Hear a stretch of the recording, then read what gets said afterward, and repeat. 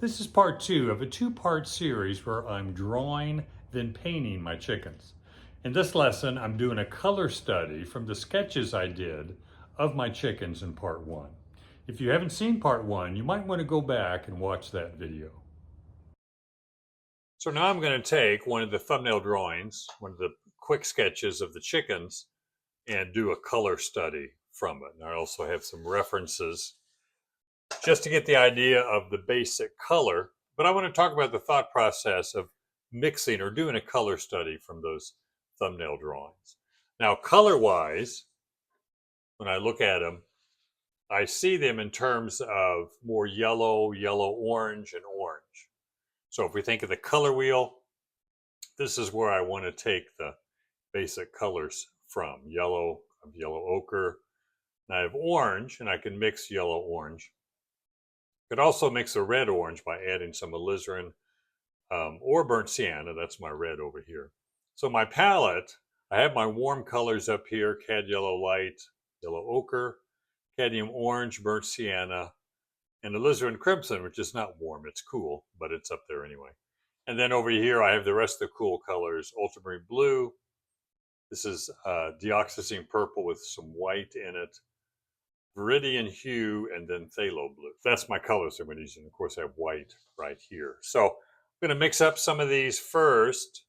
And when I look at the chicken, in my thumbnail drawing I have basic dark and a basic light. And this gives me the shape and the gesture and the proportions. But now I want to think color, and I want to think 3 values. So if I have a basic color for the chicken, I'm going to make it yellow-orange. And some brands of paint, their orange can look more yellow-orange, or sometimes they can look more red-orange. So when you're buying orange in a tube, look at it and make sure that it's not too much on the yellow side. So there's my orange, there's my yellow, so this is my yellow-orange. And if I want to get that darker, I can add a little burnt sienna and crimson. Really just need one, but I'm not sure which one, so I'm going to do a little bit of both. Now that is definitely darker than that. Now I want to make it a bit more yellow. So that gives me 2 basic values that I'm using. And again, using the cad yellow, ochre, the orange, burnt sienna, a little bit of alizarin crimson. Now my modifying color, which will cool down the shadow a little bit, make it a little cooler, plus it will also mute some of the yellow-orange as well. So this is kind of my basic palette then. The yellow-orange, dark yellow, or you could call this brown, but there is no brown on the color wheel. So I see this as slightly muted red-orange, which is the shadow color for the yellow-orange. Hope that makes sense, because yellow by itself is very, very light. So to make it a darker yellow, I have to add darker colors that have yellow and red in it. And then eventually I add the violet to cool it a little bit, because shadows on a sunlit day or a sunlit object are going to be a little cooler compared to the lighter, warmer. So I'm going to create a little bit of a lighter value here. This is more of the halftone right here. They're both lights. This is lighter, maybe more towards a highlight. This is light, and then we got shadow. So I'm mixing up 3 values now. I may add a bit more cad yellow.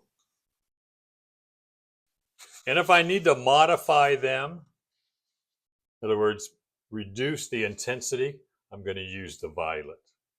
So I do 3 things here. I make a color decision, and I've decided yellow-orange, dark yellow-orange, and then a lighter yellow-orange. Then I made a value decision. I got 3 values: the dark, light, and highlight. Then I need to make a decision on intensity. And right now they're all very intense. So if I take my brush here instead of a palette knife, and that's about the same value as the shadow, a little bit darker maybe, and I'm going to pull it on the edge, and this gives me, I lighten it just a bit. This gives me a more muted brown. So I can go from a stronger, not brown, red orange, dark red orange, or dark yellow. Go from a stronger dark yellow to a little bit grayer to really gray to the violet. And I'll do the same thing in the light, only this time I'll have to lighten the violet because it's lighter values. I don't want to stick a real dark violet in here to mute these colors because it'll change the value. So it's better to get it closer to the right value. Then I can add a little bit of that to the. And I have a range of really grayed violet to grayed yellow to a little bit stronger to the strongest. Same thing with the darker light area, or the light I started with that I mixed. Again, I can get a range of strong and muted colors. So let's go with the painting, or start the painting. And what I want to start with is not outline or contour like I did the thumbnail drawings. I'm going to pick the shadow, a little bit of the muted shadow, not the real strong. And I want to get the basic shape here. And I'm just going to put the brush down. So I think the drawing can be much more accurate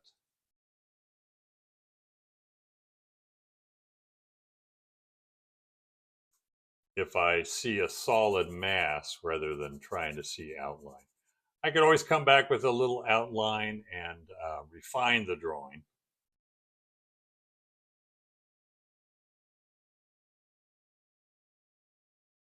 You know, this has no detail in the center, no value variation, no change of shape.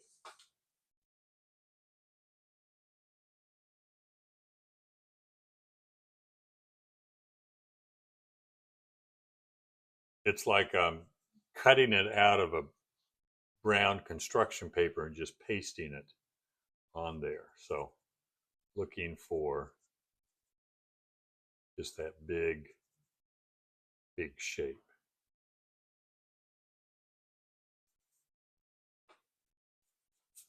Okay. Now I want lighter. My lights, I'll start with, let me start with the lightest light here. See that there. And this is a color study. I'm not trying to put everything in it. I'm going to mix a little bit of the shadow with this darker light. Create a bit of a halftone as it goes towards the shadow.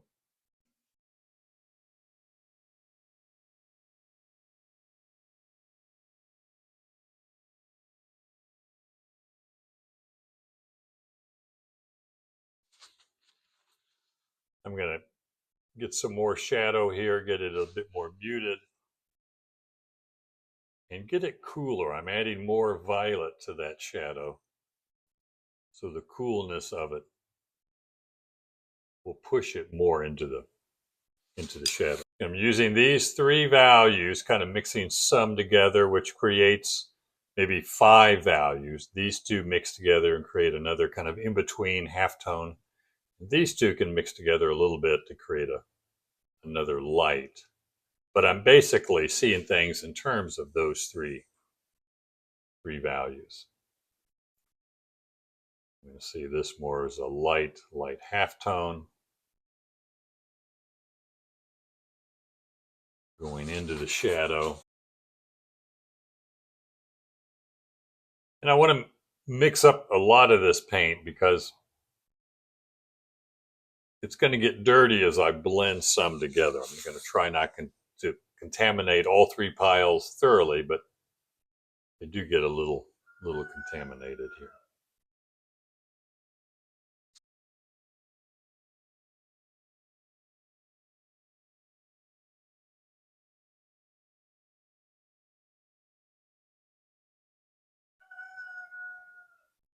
Now there is a little bit of different colored feathering in the shadow that's a bit cooler, so I'm going to make it more just a muted violet right in here. Turn slightly greenish.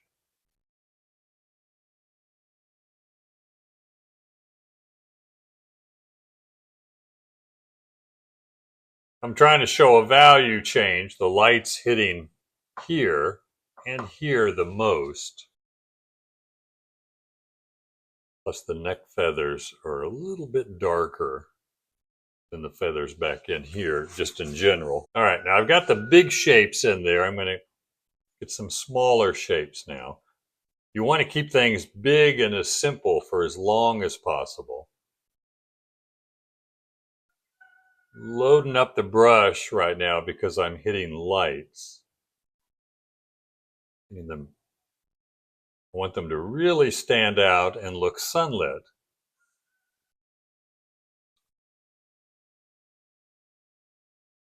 So I have to put them in thick. If I don't put them in thick, if I try and put them in thin, they're not going to have the same impact.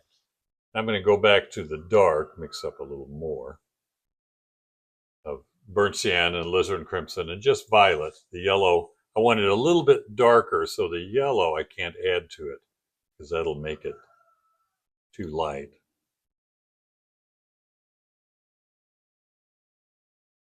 There's some darker accents.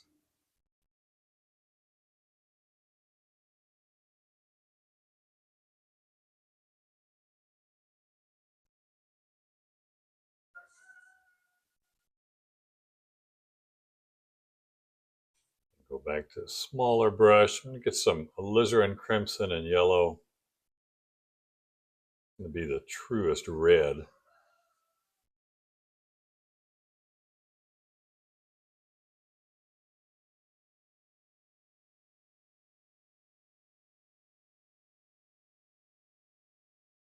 I don't have a cadmium red on the palette right now.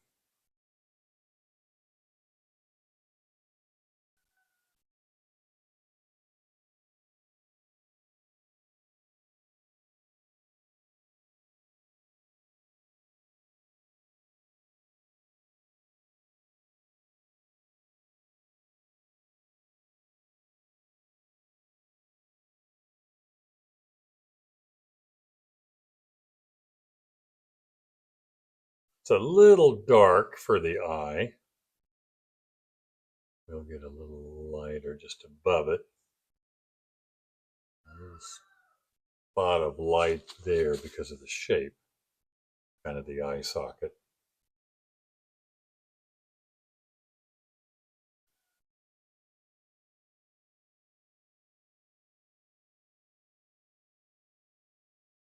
But working with 3 values to start with, even though as I mix those 3, I end up with 5 or 6, I'm still thinking, my thought process is 3 values, and that makes it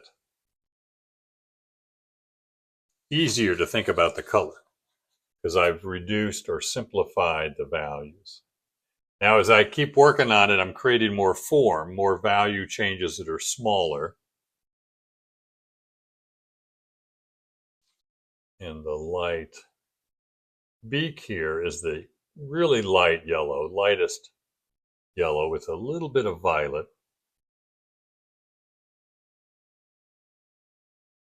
A duck's bill so far.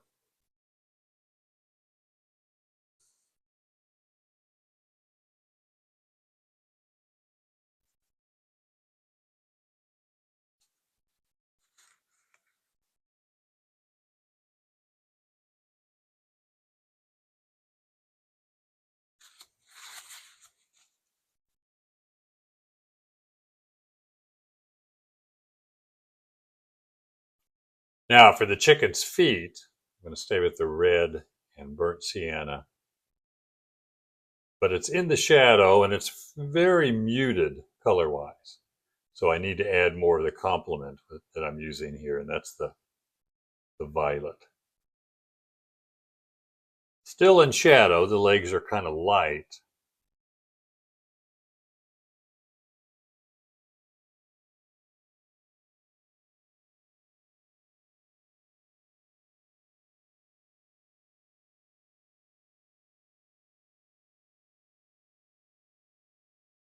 Now I'm going to get a little bigger brush, and I want a background. It's going to make the chicken stand out. So I'm going to go with more of a green to yellow green. It'll offset the red, orange, and yellow. And I want to mute it also. So I'm going to add a little bit of red, the complement. So a muted green. I'm going to use this now to cut in.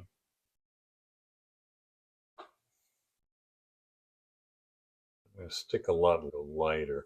I want to use a value in color that makes the chicken stand out.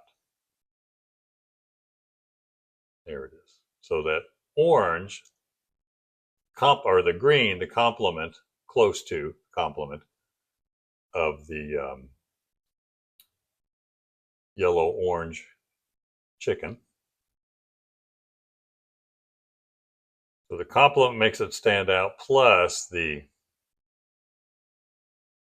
value. I'm trying to get this lighter to offset the darker part of the chicken here. So using value and color complement, and I'll use the background here to cut in, shape up the drawing a bit more. Again, this background as I cut in around really helps me set off the shape. So I'm cutting in. So I'm kind of redrawing it. This is a little bit like using the outline to begin with. You're being more careful and more observant. Where when I started, it was just a big, simple shape, which I think allowed me to get the basic idea quicker. But now using the background to cut in around, I'm being more careful. And I want to get a bit darker on the legs, at least right up there. Then they spread out and get a little lighter. Then adding a little blue to the green and a little bit of the red to mute it. So I got a blue-green now for the shadow.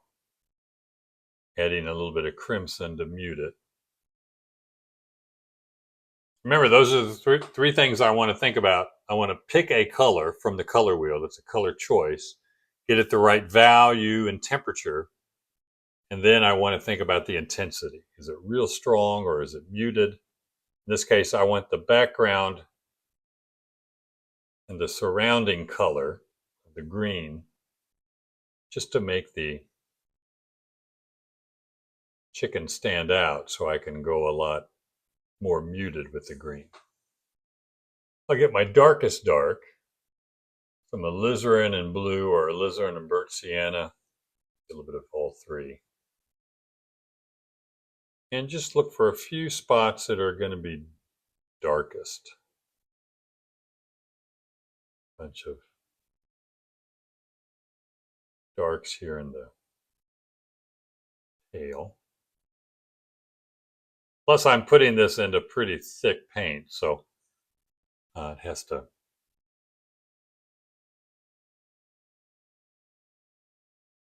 be dark enough that when I put it in, it's going to get lighter, but yet it stays dark enough to read as shadow. But that gives me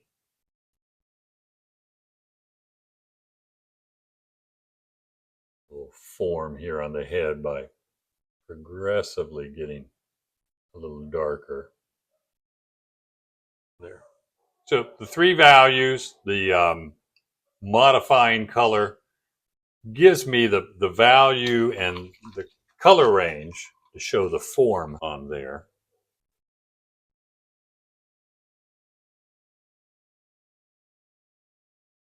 And I could try another one and just pick three different colors besides the yellow, yellow, orange, and orange. I could go with some other color scheme. And it doesn't even have to be realistic colors. And that's a good way to exercise your mixing color ability. Kind of like doing color charts, only you're picking a subject and doing a study to see what those colors look like together.